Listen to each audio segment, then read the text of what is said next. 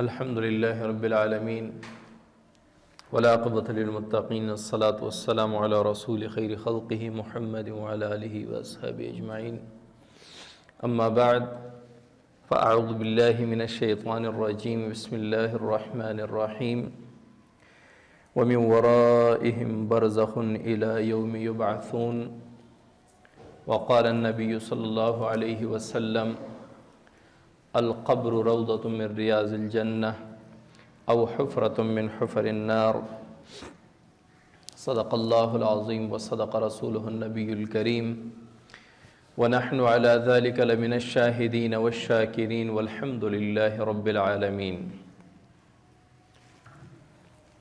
ہر انسان 5 منازل سے گزر کر اپنی آخری منزل تک پہنچتا ہے۔ وہ آخری منزل مسلمان کے لیے جنت ہے، کفار کے لیے جہنم ہے۔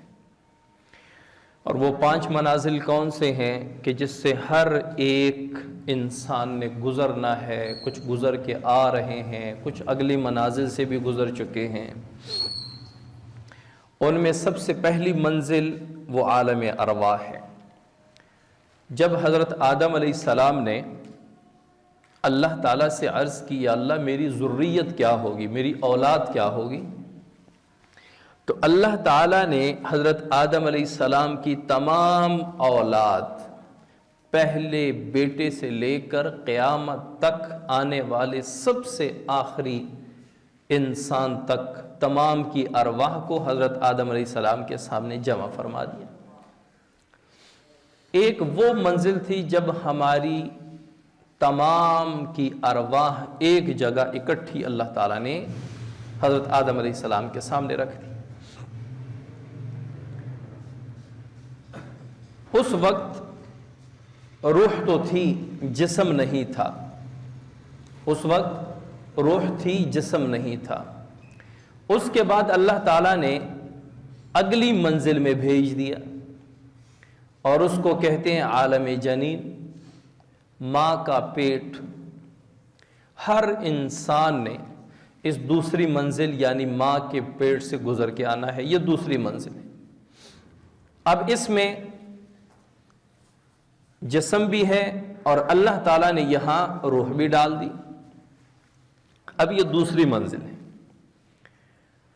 اس کے بعد تیسری منزل ہے، وہ عالم دنیا ہے جس میں ہم اور آپ ہیں۔ ہم تیسری منزل تک پہنچ چکے ہیں۔ عالم ارواح سے ہوتے ہوئے، عالم جنین سے ہوتے ہوئے عالم دنیا میں ہم آ گئے۔ عالم دنیا میں جسم اور روح دونوں ہمارے ساتھ ہیں۔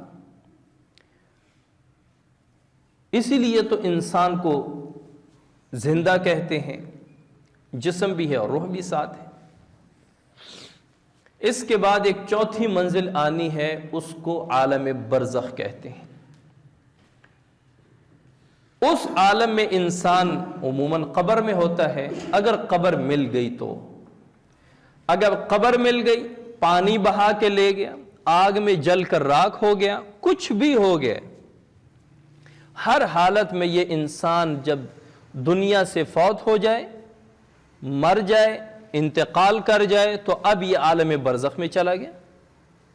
اب یہ انسان عالم برزخ میں چلا گیا۔ یہ چوتھی منزل ہے انسان کے لیے کہ ہر انسان نے اس عالم میں جانا ہے۔ جو زندہ ہوا، جس کو اللہ تعالیٰ نے پیدا کیا، وہ عالم برزخ میں ضرور جائے گا۔ اب اس عالم میں روح کا جسم کے ساتھ تعلق ہوتا ہے۔ روح جسم کے اندر ہو نہ ہو، روح کا جسم کے ساتھ تعلق ضرور ہوتا ہے۔ اور 5ویں نمبر پہ عالم آخرت، قیامت کا جو دن ہے جس میں میدان محشر ہے، میدان محشر میں جمع ہونا ہے، وہ 5ویں منزل ہے کہ جس میں تمام انسانوں نے جانا ہے۔ نبی ہیں، رسول ہیں، امتی ہیں، مسلم ہیں، غیر مسلم ہیں، عرب ہے، عجم ہے، سب نے میدان محشر میں جانا ہے۔ اب یہ 5 منازل، اس میں ہم 3 منازل سے ہو کے آگے، चौथी मंजिल हमारे सामने है, जिसको आलम बरज़ख कहते हैं, जिसको आम जुबान में कब्र की जिंदगी कहते हैं। ये कब्र जो है ये दुनिया की जिंदगी का खात्मा है और आखिरत की जिंदगी का मुकद्दमा है। यानी मौत पर, आलम बरज़ख पर हमारी दुनिया की जिंदगी खत्म हो गई, आखिरत की जिंदगी शुरू हो गई। इसलिए तो जो मैयत के साथ हो रहा होता है वो हम नहीं देखते। मैयत फरिश्ते को भी देख रहा है, मैयत कब्र के अजाब को भी देख रहा है, मैयत कब्र में जन्नत के बागीचों को भी देख रहा है, लेकिन हम नहीं देख रहे। और जो हम देख रहे हैं वो मैयत नहीं देख सकता। मैयत नहीं देखता मुझे गुस्ल कौन दे रहा है, मैयत नहीं देखता मुझे कफन कौन पहना रहा है, मैयत नहीं देखता मुझे कब्र में कौन उतार रहा है, क्योंकि हम आलम दुनिया में है, वो आलम बरज़ख में है। हम किसी और जहां में है, वो किसी और जहां में है। अब आलम बरज़ख जो है वो दुनिया का खातिमा और आखिरत का, दुनिया का ततिम्मा या खातिमा और आखिरत का मुकद्दमा है। यानी आखिरत का सफर स्टार्ट होता है, दुनिया का सफर खत्म हो गया। अब इसके बारे में रसूलुल्लाह सल्लल्लाहु अलैहि वसल्लम फरमाते हैं, अल क़ब्रु रौज़तुम मिन रियाज़िल जन्नह, कब्र या तो जन्नत के बागीचों में से एक बागीचा है, औ हुफ़रतुम मिन हुफ़रिन नार, या जन्नत या कब्र जो है ये जहन्नुम के गढ़ों में से गढ़ा है। अब ये इसका क्या मतलब है? एक ही कब्र है, हमने खोदी, मैयत उसमें रखा, ये कब्र कैसे जन्नत के बागीचों में बागीचा है या जहन्नुम के गढ़ों में से गढ़ा है, जहन्नुम की वादियों में से कोई वादी है। इंसान जो आमाल अपने साथ कब्र में लेके जाता है, अगर उसके आमाल ऐसे हों कि उन आमाल से अल्लाह राजी हो गया, तो अब उन आमाल की वजह से अल्लाह ताला उस कब्र को, जो तंग है, छोटी है, बड़ी मुख्तसर जगह है, जिसमें हम नाप के, मैयत के नाप के मुताबिक हम जाके वहां पे ऑर्डर देते हैं कि मैयत की लंबाई इतनी है, चौड़ाई इतनी है, गहराई कब्र की इतनी रखनी है, बस एक मुख्तसर जगह बना के हम उसमें मैयत को रख देते हैं। अब उसी कब्र को, उसी तंग गड़े को, उसी मुख्तसर जगह को अल्लाह ताला उस नेक मैयत के लिए इतना वसी कर देते हैं जितनी उसकी नजर जाती है। जहां जहां तक उसकी नजर वसी है, वहां तक अल्लाह ताला उसके लिए वो कब्र को वसी फरमा देते।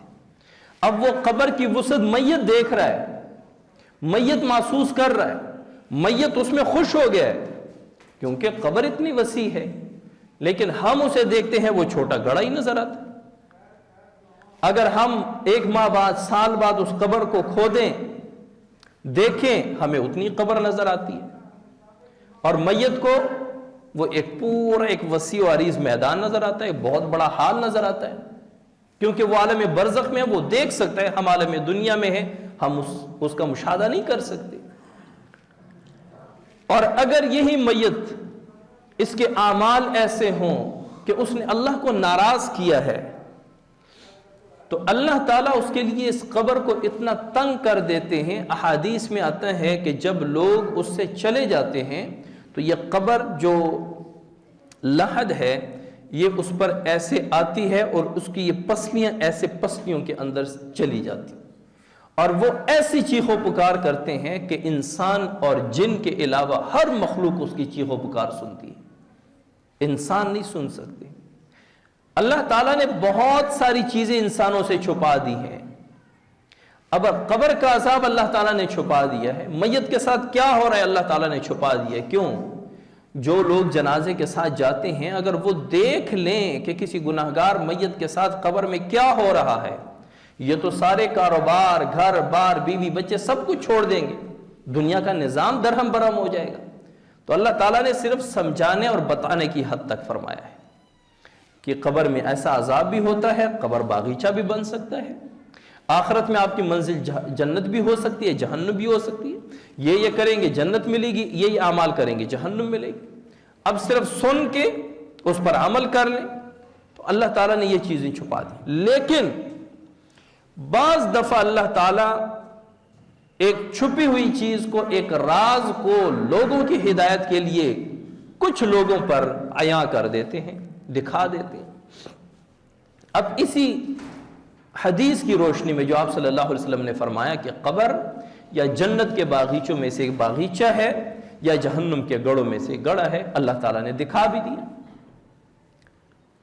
شام کا ایک شہر ہے دمشق، نام ہے دمشق. اس میں ایک یہ قبر جو بناتے ہیں، قبریں بناتے ہیں، وہ رہتا تھا. اس کا نام تھا عبد الرحمن.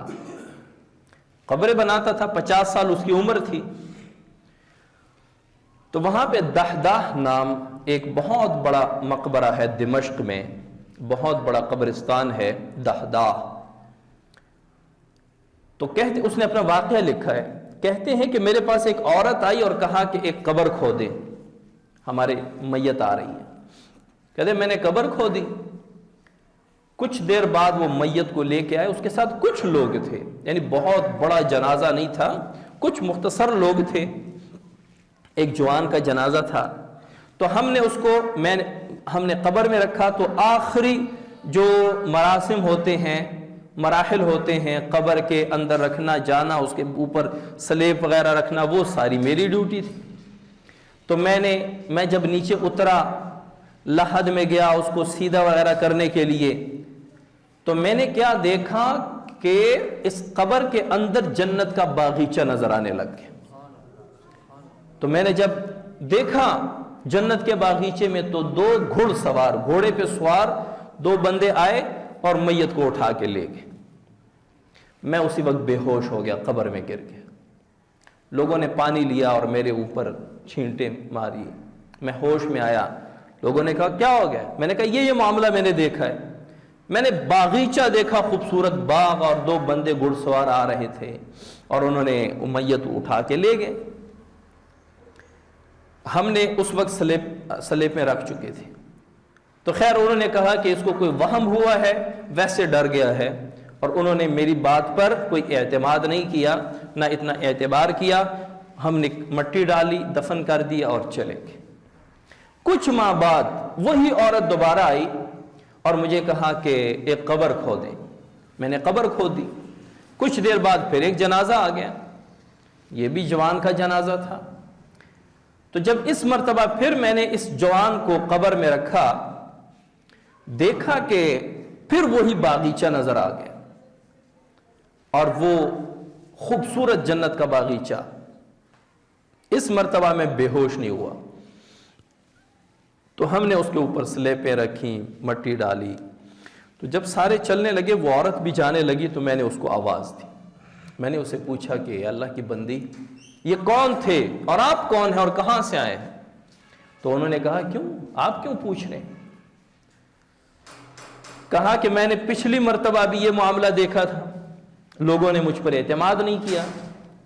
اس مرتبہ پھر میں نے اس میت کی قبر میں بھی میں نے جنت کا باغیچہ کھلتا ہوا دیکھا کہ جنت کے باغیچے کی طرف دروازے کھل گئے، اور یہ قبر جو ہے وہ جنت کا باغ بن گیا ہے.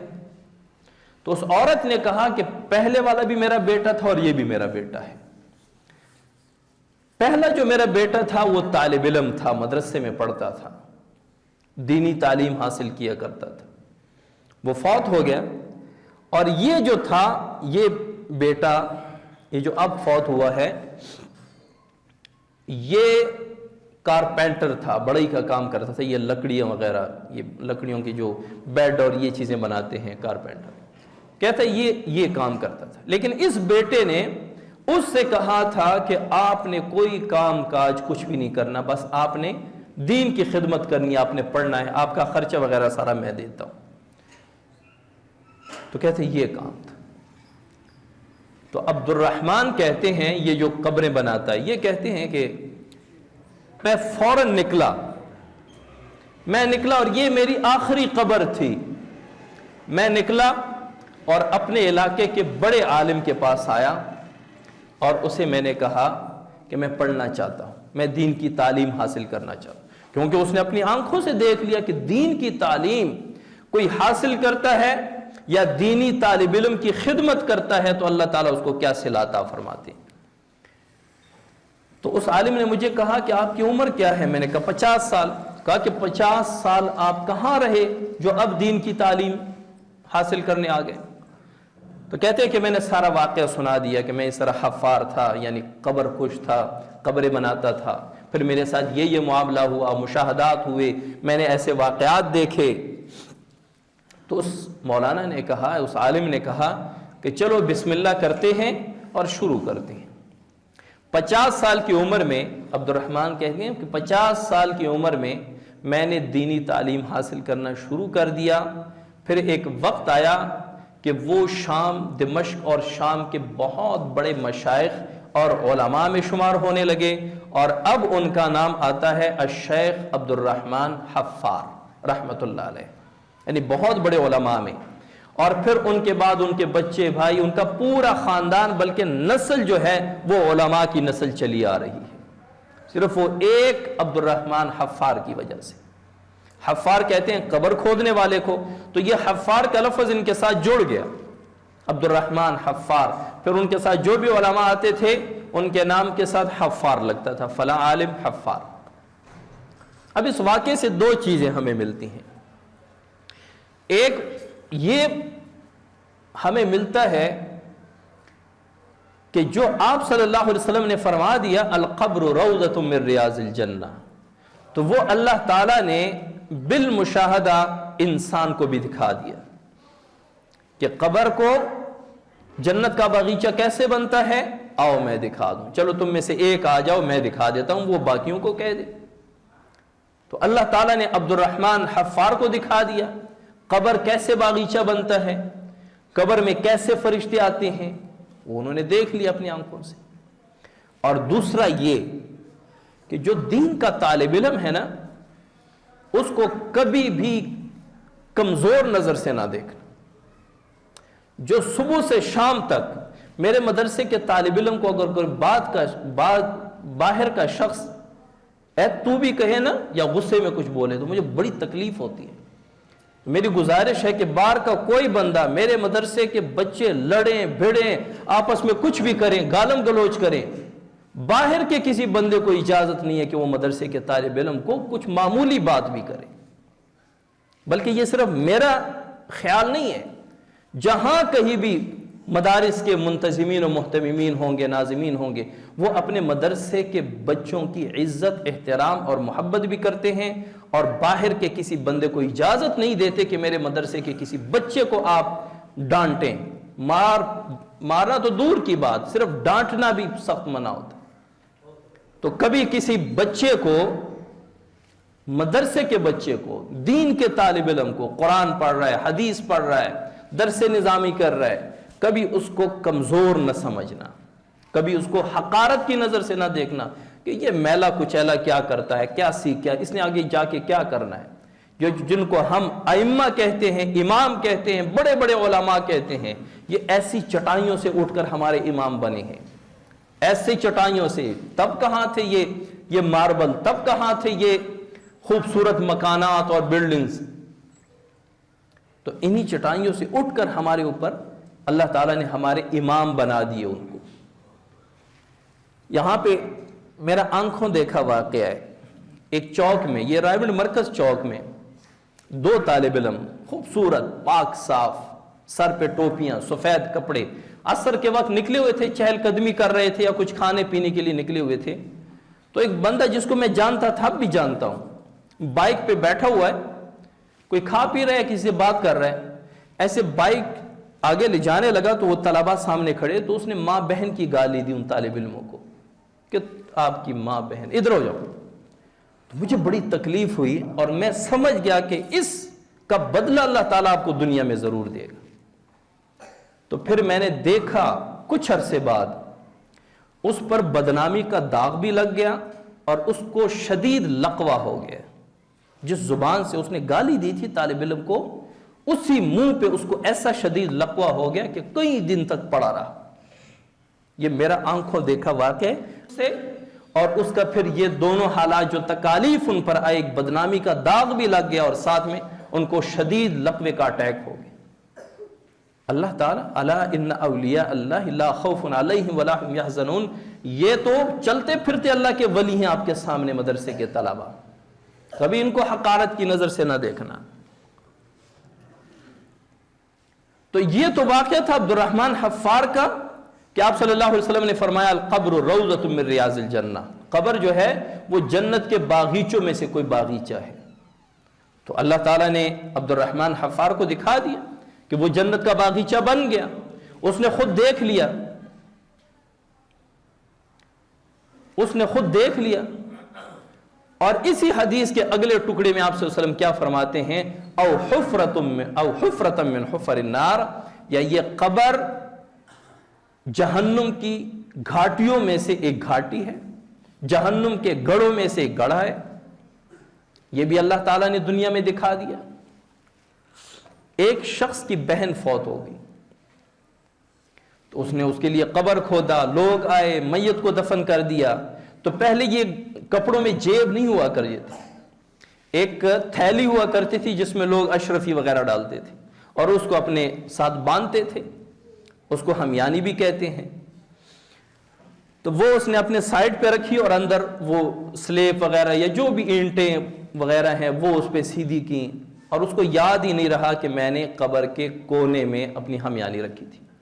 انہوں نے اس کے اوپر مٹی ڈال دی. گھر آئے، شام ہوا تو اس کو یاد آیا کہ میں نے تو وہ جو ہمیانی تھی وہ قبر میں رکھی تھی، وہ تو میں وہیں چھوڑا ہے. تو واپس گیا مغرب کے وقت اور وہ قبر کھودنے لگا. اس کو پتا تھا کہ اس کونے میں میری وہ ہمیانی ہے. تو اس نے وہ قبر کھودی. تو جب تھوڑا سلیب وغیرہ نظر آ گیا تو اس نے کہا چلو بہن کی ایک زیارت بھی کر لیتا ہوں. تو اس نے جب سلیب تھوڑی سی اٹھائی تو آگ کے شعلے بھڑک اٹھے، آگ کے شعلے وہاں سے نکلے. اس نے جلدی وہ سلیب رکھی، مٹی ڈالی اور روتا ہوا، بھاگتا ہوا، گھبراتا ہوا وہ گھر پہنچا اور اپنی والدہ سے کہا کہ ماں جی میری بہن کا کیا عمل تھا، میری بہن کیا عمل کیا کرتی تھی. تو ماں نے کہا کہ بیٹا کیا کرنا ہے، اب چلی گئی جو عمل بھی کرتی تھی. تو بیٹے نے کہا کہ ماں جی میں نے ان کو قبر میں اس حالت میں دیکھا ہے.